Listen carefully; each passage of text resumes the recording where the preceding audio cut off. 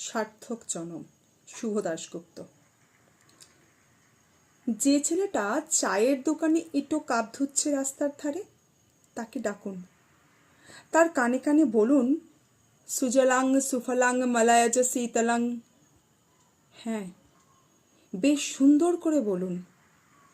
যে মেয়েটা চাকরির নাম করে বনগা কিংবা চাকদা থেকে রোজ সকালে ট্রেনে সেজে গুজে শহরে আসছে, শরীর বেচে চাল ডাল নুন কিনতে, তাকে ডাকুন। তার কানে কানে সুরেলা কণ্ঠে বলুন, সার্থক জনম আমার, জন্মেছি এই দেশে। যে ছেলেটি লটারির টিকিট নিয়ে দরজায় দরজায় ঘুরছে আর বলছে, বিশ্বাস করুন আমি ভদ্রলোক, আজ 10 বছর হলো আমার কারখানা বন্ধ, লকডাউন, তাকে ডাকুন। তার কানে কানে বলুন, বলো বলো বলো সবে, শত বিনা বেনু রবে, ভারত আবার জগত সভায় শ্রেষ্ঠ আসন লবে।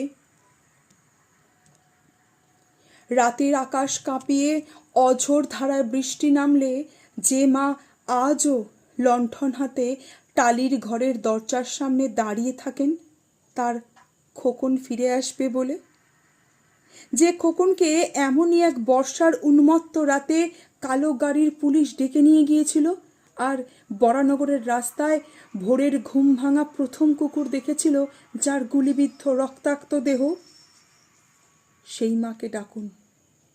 তার কানে কানে বলুন, हम बुलबुले है इसकी ये गुलसिता हमारा, सारे जहां हमारा।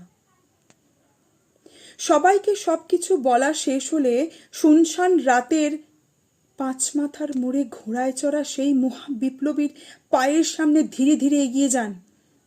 ফাঁকা রাস্তায় রাতের বাতাসে কান পাতুন, শুনতে পাবেন সেই বিপ্লবী পুরুষের বজ্রকণ্ঠ, আমি তোমাদের রক্ত চেয়েছিলাম তোমাদের স্বাধীনতা এনে দেব বলে, আমি পারিনি, কিন্তু আমি আমার সমস্ত জীবন উৎসর্গ করেছি, আর তোমরা তোমরা